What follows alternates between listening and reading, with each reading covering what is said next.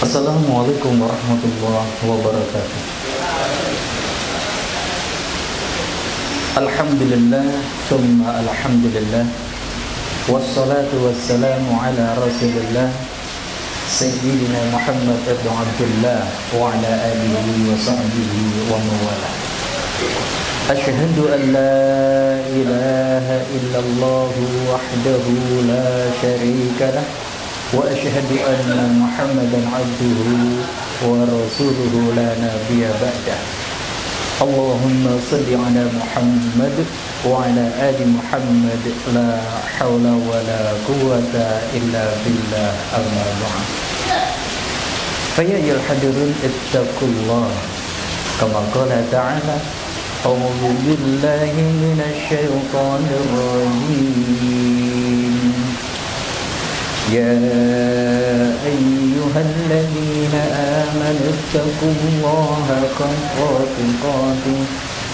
حق تقاته ولا تموتن إلا وأنتم مسلمون.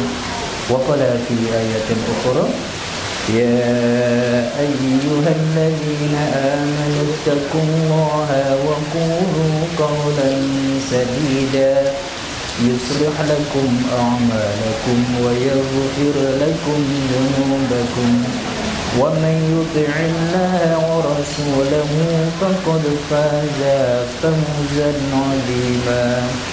وقال النبي اتق الله حيثما كنت واتبع السيئات الحسنة تمحوها وخالق الناس بخلق حسن.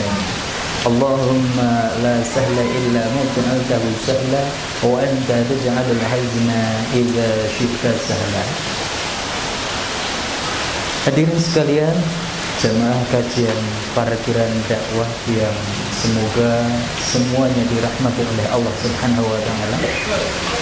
Puja dan puji syukur kita panjatkan kehadirat Allah atas segala nikmat yang Allah karuniakan kepada kita. Adalah ketika hujan demikian derasnya turun, itu juga menandakan turunnya rahmat Allah. Sehingga salah satu di antara doa selain Allahumma sayyiban nafi'a, Kanjeng Nabi juga mengatakan doa ketika hujan itu adalah rahmatun. Rahmatun. Ini pun kita silahkan ketika waktu hujan deras kita berdoa kepada Allah, itu adalah di antara waktu-waktu mustajab seseorang berdoa. Jemaah sekalian yang dirahmati oleh Allah Subhanahu wa taala, sedemikian banyak kenikmatan yang Allah karuniakan kepada kita, termasuk hujan kali ini yang beberapa hari kemarin belum turun ya. Kalau malam Ahad kemarin ada hujan juga ya. Alhamdulillah. Kenikmatan yang sedemikian banyak sekali, terutama adalah keimanan yang Allah karuniakan kepada kita, keislaman yang Allah hadirkan di dalam jiwa kita, adalah kenikmatan yang lain yang sering kita lalai, kata Kanjeng Nabi.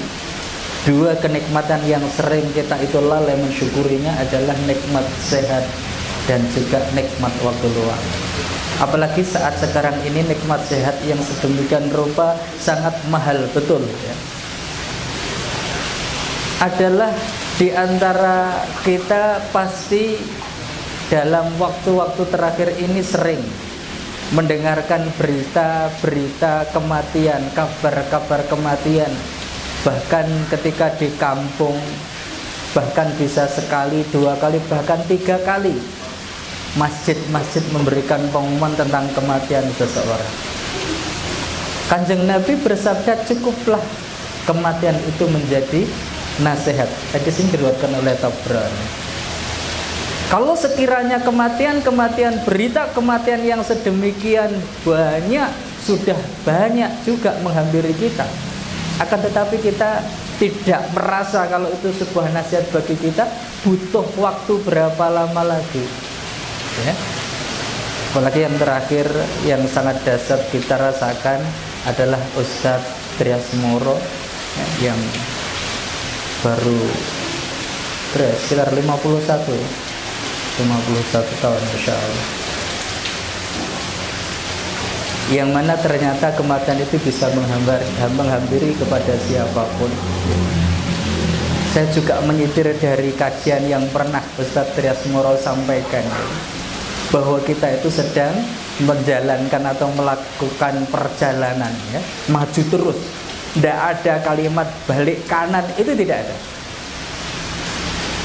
Ketika perjalanan waktu kita menuju finish kita masing-masing itu, kita diam atau melakukan aktivitas, tetap akan menuju terus, tidak akan pernah mundur sedetik pun. Ketika kita gunakan untuk melaksanakan amal ibadah ya, untuk melaksanakan amal soleh atau selain amal soleh, tetap ini akan menuju ke garis finish tersebut. Jemaah sekalian yang dirahmati oleh Allah Subhanahu wa taala, usikum wa nafsi bidzaqullah. Saya berikan wasiat ini kepada diri saya pribadi dan juga kepada hadirin sekalian untuk saling mengingatkan tentang keimanan dan ketakwaan. Kita pertebal keimanan kita, apalagi di saat kondisi-kondisi yang tidak menentu seperti sekarang ini ya. Kalau kita tidak membentengi diri kita dengan keimanan yang kuat, banyak sekali hal-hal yang bisa menggoda keimanan kita. Maka sering di dalam setiap pertemuan saya menyampaikan sebuah hadis, ittaqillah haitsu ma kunta. Bertakwalah kepada Allah dimanapun dan kapanpun kita berada. Bukan hanya sekedar kalimat yang rutin saya sampaikan, tetapi memang adalah manusia itu biasanya mempunyai watak suka lupa ya, dan salah. Maka harus ada senantiasa yang saling menasihati, mengingatkan. Terutama saya sendiri memberikan wasiat kepada diri saya pribadi. Makanya di antara salah satu firman Allah ya, sehingga Imam Syafi'i pun mengatakan cukuplah kalau sekiranya hanya surat ini saja yang turun, itu sudah cukup. Wal 'asri innal insana lafi khusrin illa alladziina amanu wa 'amilus shalihati wa tawassaw bil haqqi wa tawassaw bis sabr. Komplit di situ. Ya.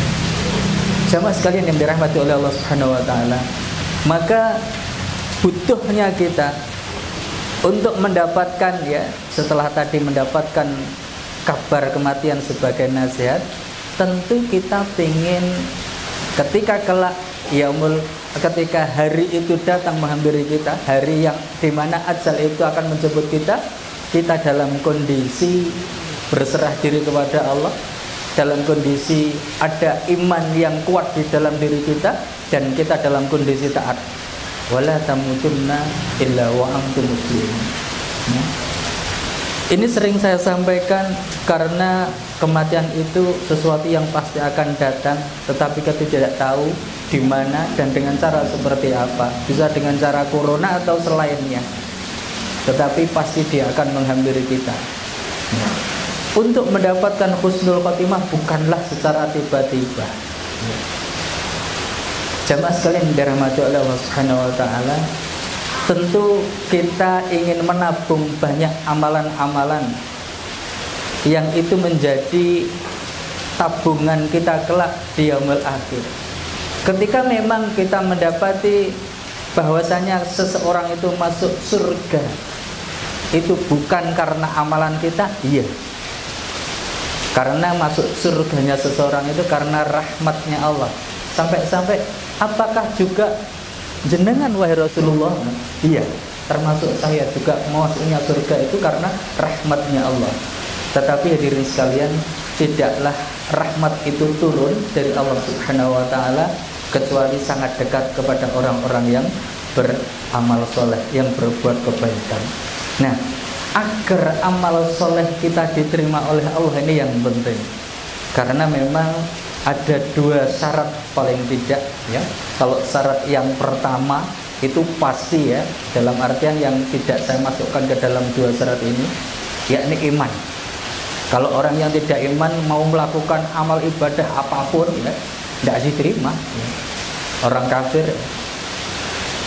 Namun setelah kita beriman ada dua syarat yang wajib dipenuhi. Yang pertama adalah ikhlas dan benar.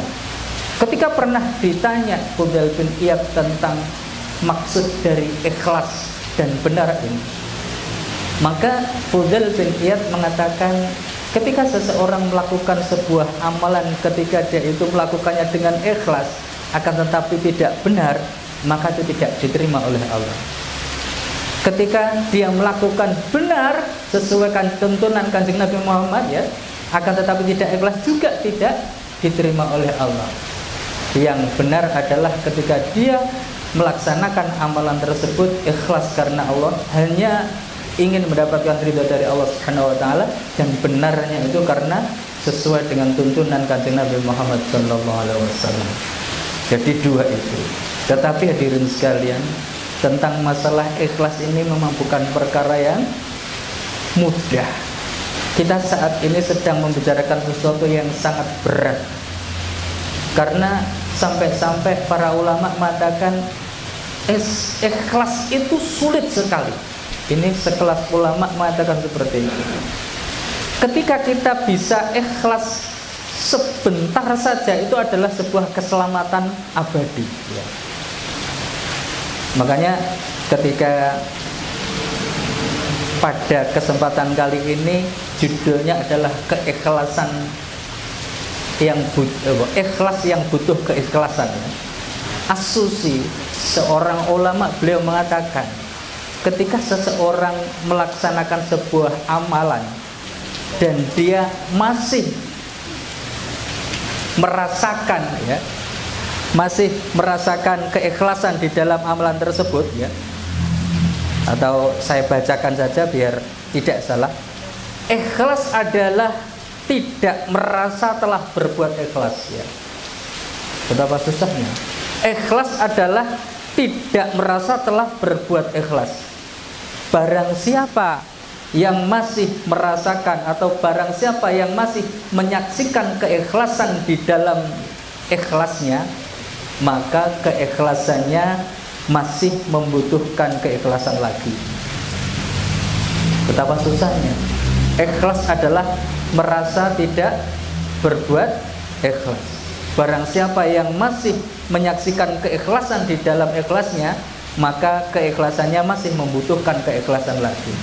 Mungkin kita pernah, ya, melakukan sebuah amal ibadah atau melakukan amal sholat, wah ini ikhlas ini, insya Allah diterima oleh Allah, ini ikhlas ini. Nah, kalau masih kita itu menyaksikan keikhlasan di dalam amal kita, ya, itu berarti keikhlasannya masih membutuhkan keikhlasan lagi. Masya Allah, betapa susahnya itu. Makanya ketika membicarakan masalah ikhlas ini, ya, karena ini memang kalau tidak mendapat karunia dari Allah Subhanahu wa taala, tangeh lamun kalau bahasa kita, keikhlasan itu. Akan tetapi pasti insya Allah ikhlas itu bisa didapat walaupun dengan susah payah, ya. Dan itu hanya karena karunia dari Allah Subhanahu wa taala. Makanya kita sering berdoa kepada Allah, Allahumma inni as'aluka ilman nafi'an wa rizqan thayyiban wa amalan mutaqabbalan, agar amal kita diterima. Tentu diantaranya adalah kita sudah mendapatkan keikhlasan tersebut. Berarti kita pun untuk bisa diterima itu minta kepada Allah agar diterima. Jamaah sekalian yang dirahmati oleh Allah Subhanahu wa taala, karena begitu susahnya ikhlas tadi, ya, maka sebetulnya bagaimana sih untuk bisa melihat, ya, ciri-ciri ikhlas itu seperti apa? Ada beberapa hal yang kita bisa ngecek, ya, apakah rasa ikhlas itu telah mengisi relung hati kita masing-masing. Ada beberapa hal. Yang pertama adalah tanda-tanda keikhlasan itu bisa dilihat, ya. Yang pertama adalah keikhlasan hadir bila Anda takut akan popularitas. Keikhlasan itu akan hadir ketika Anda itu takut popularitas. Imam Ibn Shihab Az-Zuhri beliau berkata, sedikit sekali dari kita itu orang yang tidak menyukai kedudukan ataupun jabatan.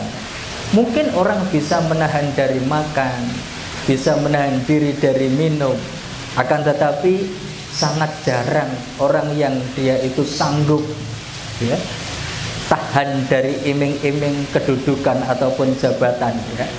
Bahkan kadang orang itu bahkan ingin mendapatkan jabatan ataupun kedudukan itu walaupun dengan cara menyikut, menginjak lawan ataupun kawan ya. Karena itu tidak heran para salafus saleh dulu juga banyak menulis buku tentang bagaimana larangan mencintai popularitas, jabatan dan riya. Fudail bin Iyad beliau berkata, jika Anda mampu untuk tidak dikenal orang lain maka laksanakanlah ya.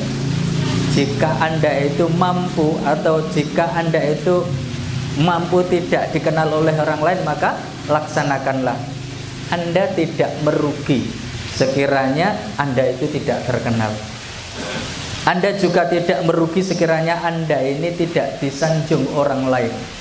Demikian pula jangan gusar jika Anda menjadi orang yang tercela di hadapan manusia, tetapi menjadi manusia yang terhormat di sisi Allah Subhanahu wa taala. Jamaah sekalian, bukan berarti ketika menyebutkan hal ini ya, bukan berarti kita harus disuruh untuk uzlah, mengasingkan diri, itu bukan. Akan tetapi adalah ini sebuah peringatan bagi kita agar kita tidak terjerumus ya ke dalam jerat hawa nafsu yang ingin mendapatkan pujian manusia ya. Bukan seperti itu. Orang-orang terdahulu, orang-orang soleh itu juga mereka terkenal, populer. Bahkan para nabi, orang-orang soleh itu terkenal, kan tetapi dia tidak minta namanya untuk diterkenalkan, dipopulerkan, bukan. Tetapi karena memang dikenalnya, karena kesolehannya, karena kebaikannya. Ada sebuah kisah yang sangat menarik ini, yakni adalah Ibnu Mubarak, Abdullah bin Mubarak ya. Beberapa pertemuan yang lalu kita tahu siapa Ibnu Mubarak. Dia adalah keturunan atau anak dari Mubarak ya. Mubarak adalah seorang budak, seorang yang waktu itu disuruh menjaga kebun kurma gitu, kebun anggur yang oleh tuannya sudah beberapa saat menjaga di kebun tersebut, tapi tidak tahu, tidak bisa membedakan mana anggur yang masak, mana yang belum ya. Tapi karena kejujurannya itu akhirnya dia dijadikan menantu oleh majikan ya. Dan akhirnya ini keturunannya adalah Abdullah bin Mubarak. Dia seorang yang ya tampan, dia juga seorang bisnismen ya, seorang saudagar yang kaya dan sangat dermawan, orang yang sangat cerdik ya. Bahkan Ibnu Mubarak itu sebetulnya dia di kalangan tabi'in, tapi karena banyaknya literatur para sahabat sampai banyak yang mengatakan dia itu golongan sahabat karena perilakunya itu banyak sekali meniru para sahabat ya. Pulang dari masjid ketika Isya itu langsung pulang ke rumah, dia membaca habis tentang perihal sahabat. Kecerdasannya, lemah lembutnya ini yang sangat ya, dikenal oleh orang sekitarnya.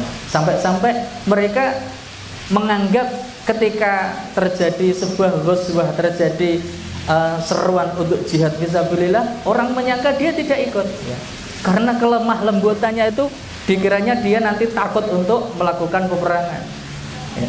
Suatu ketika di sebuah ghazwah, di sebuah peperangan, biasa ketika sebelum dimulai ada duel dulu ya, dari pihak orang kafir menantang kaum muslimin untuk diajak duel.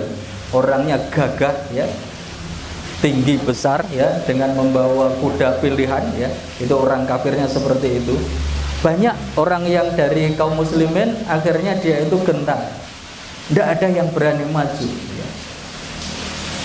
Akhirnya dari barisan belakang itu ada seorang pemuda dengan menggunakan cadarnya, dia menutup wajahnya, hanya terlihat matanya saja. Dengan menunggang kuda dia menerbas ke depan ya. Kemudian dia banyak yang ditertawakan oleh musuh ataupun dari kaum muslimin sendiri.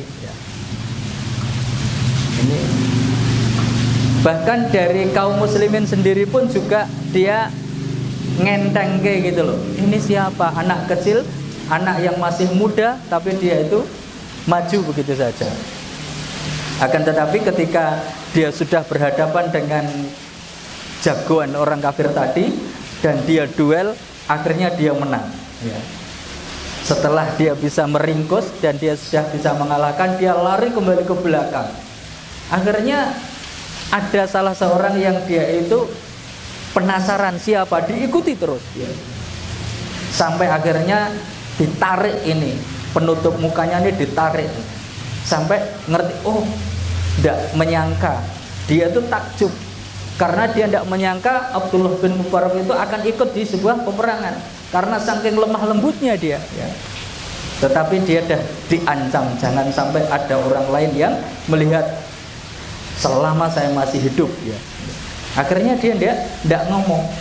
Sampai akhirnya Abdullah bin Mubarak meninggal dunia, baru dia cerita, dan akhirnya cerita itu kepada kita semua tahu.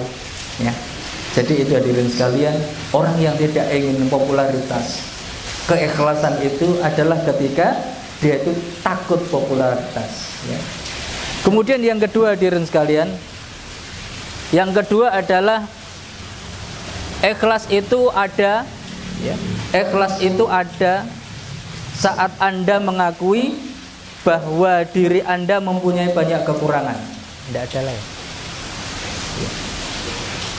Ikhlas itu ada saat Anda mengakui bahwa Anda itu banyak kekurangan.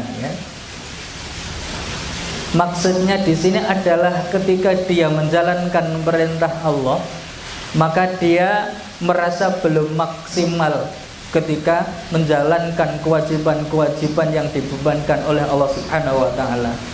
Sehingga ketika dia melaksanakan ibadah-ibadah, ketika dia melakukan amal soleh, dia tidak akan merasa ujub karena dia masih belum maksimal, bahkan dia merasa cemas. Engko nek amalane kuwi ora ditampa, kekhawatiran itu. Bukan kok terus akhirnya dia lari dari beramal soleh, bukan.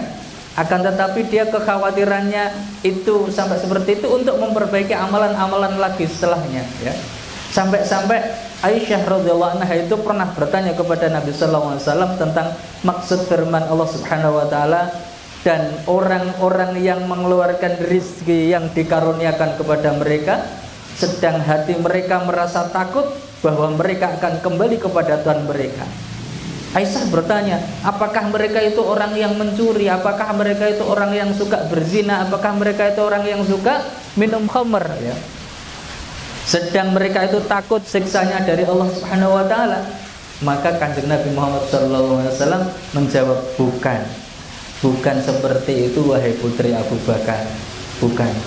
Mereka itu adalah orang-orang yang sholat, orang-orang yang rajin puasa, bahkan dia juga rajin bersedekah. Akan tetapi mereka itu khawatir kalau amal-amal mereka itu tidak diterima oleh Allah Subhanahu wa taala. Mereka tetap bergegas menjalankan kebaikan, bahkan dia termasuk orang-orang yang fastabiqul khairat, orang-orang yang berlomba di dalam kebaikan. Hadis ini diriwayatkan oleh Ahmad. Kemudian yang ketiga hadirin sekalian, ikhlas itu hadir ketika Anda itu lebih cenderung untuk menyembunyikan amal kebaikan.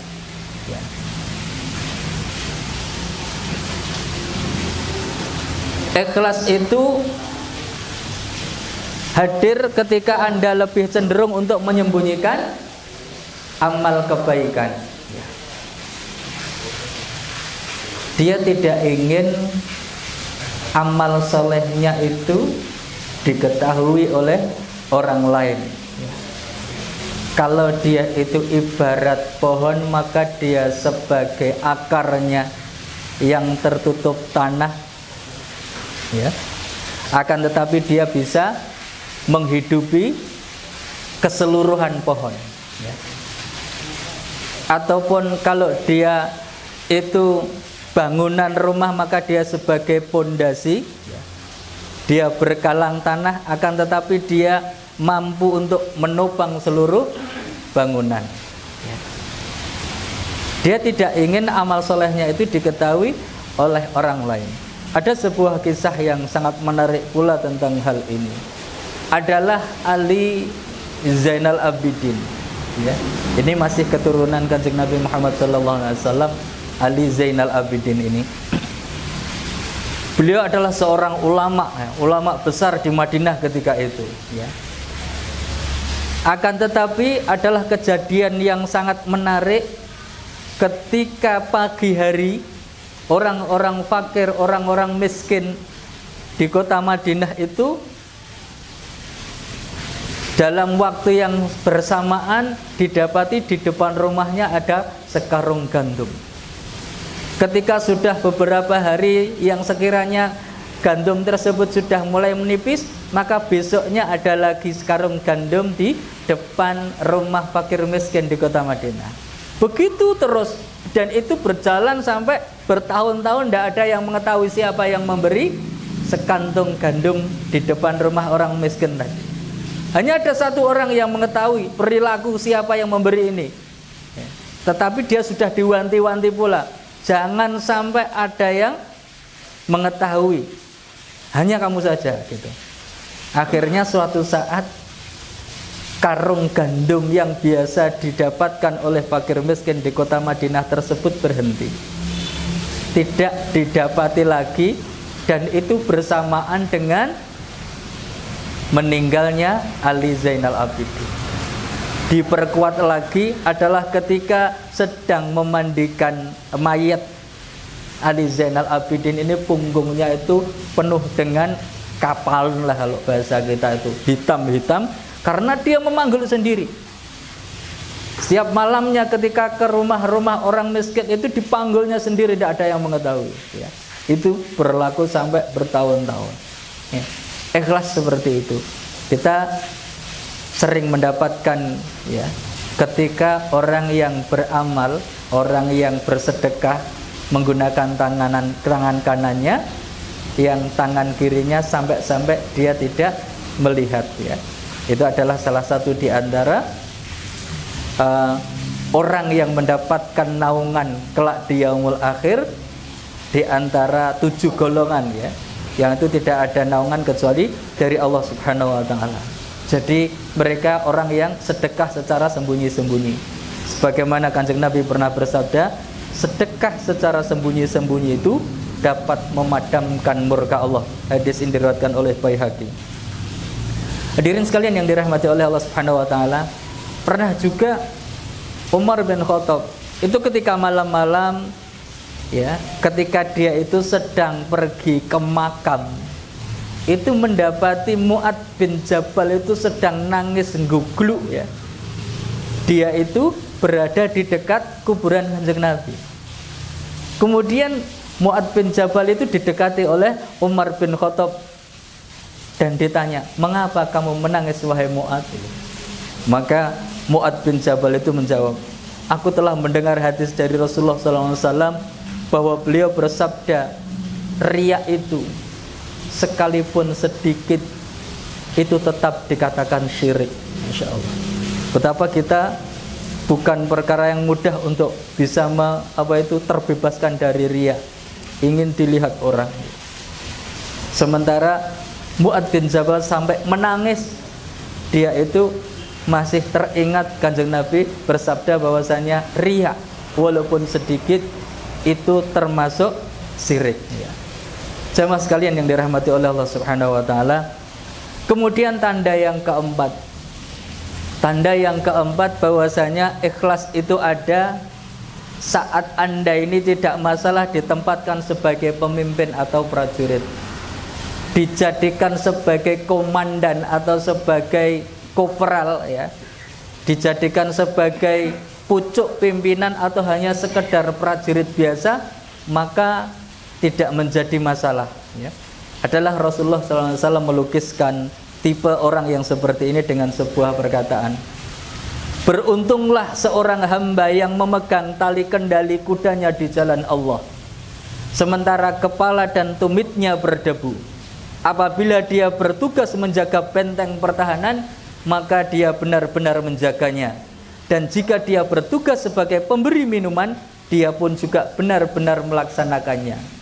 Dia sebagai orang yang di depan untuk menjadi seorang prajurit yang di depan, atau bahkan sebagai panglima, dia tetap sangkut gitu. Dia tetap bersungguh-sungguh. Akan tetapi ketika dia pas ditugaskan sebagai bagian konsumsi, dia tetap bersungguh-sungguh. Karena ketika suatu saat dia mendapatkan syahid, itu sama. Ketika Anda ada di garis depan ataupun yang di belakang yang sedang menyajikan makanan itu, ketika mendapatkan hadiah syahid dari Allah Subhanahu wa taala juga sama.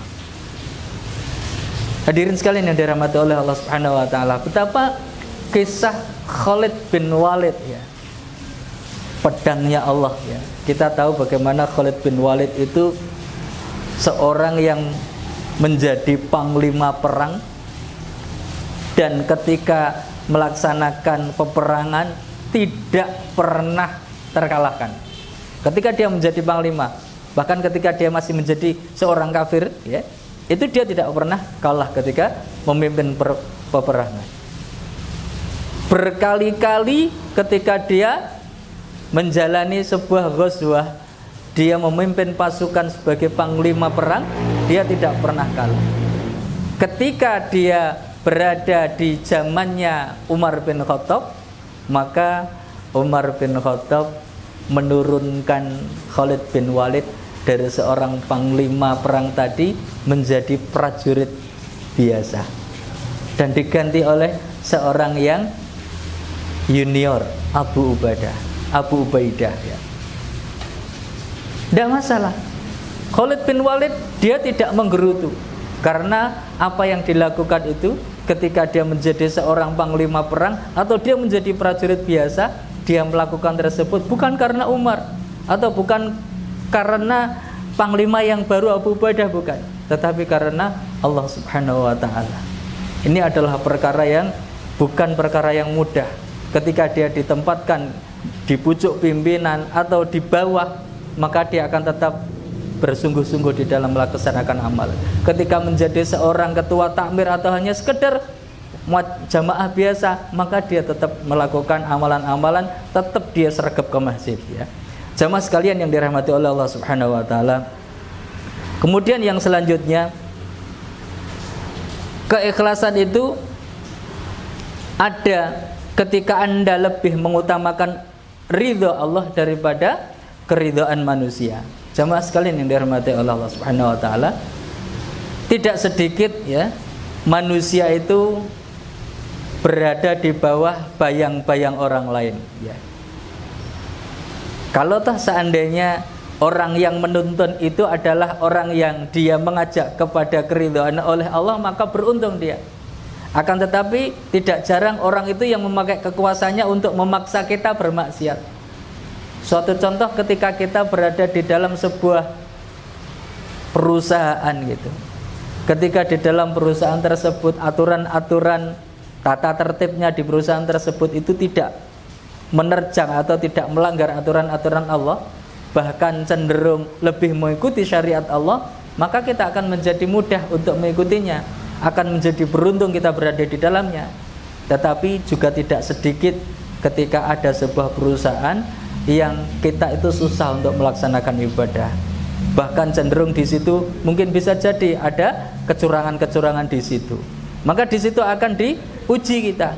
Kita akan menginginkan ridho manusia atau ridhonya Allah. Di situ kita akan diuji mana yang lebih dominasi ya. Jamaah sekalian yang dirahmati Allah, maka pilihan kita seharusnya sebagaimana ya si tukang sisirnya Fir'aun, siapa?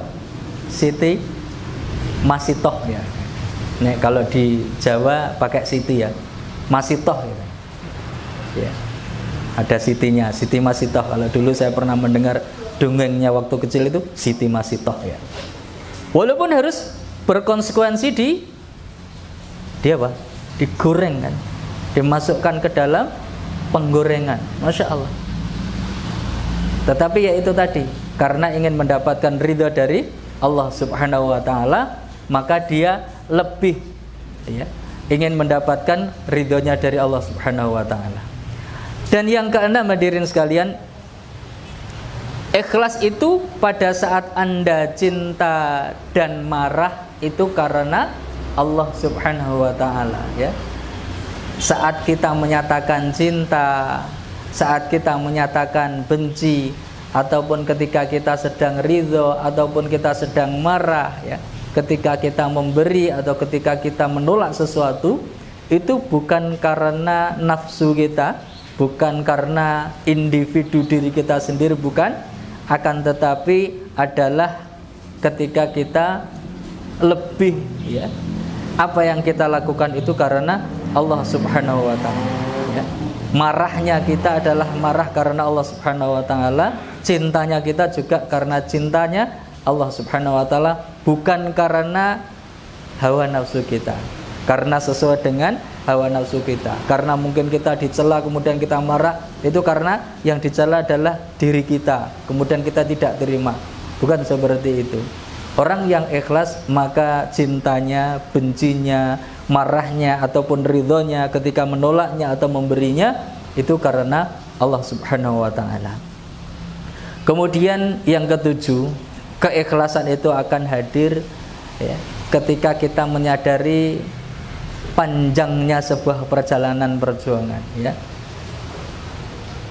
Tulit torik ya, panjangnya perjalanan perjuangan ya. Karena memang keikhlasan itu akan diuji. Sebagaimana ketika kita ya sedang pengen menegakkan kalimat Allah, itu tidak cukup sehari dua hari, sebulan atau setahun, bahkan butuh waktu yang lama. Sebagaimana kita tahu adalah Nuh alaihissalam, Nabi Nuh itu butuh 950 tahun tetap berdakwah.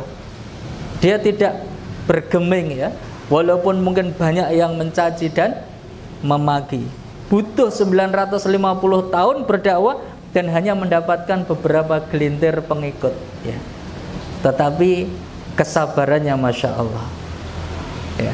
Hadirin sekalian yang dirahmati oleh Allah Subhanahu wa taala, sebagaimana ada kalimat yang sangat terkenal dari Umar bin Khattab ya. Karena ini tentang panjangnya sebuah perjalanan ya, untuk menegakkan kalimat Allah ya. Dia berkata, jika ada 1000 mujahid di medan juang, maka satu diantaranya adalah saya.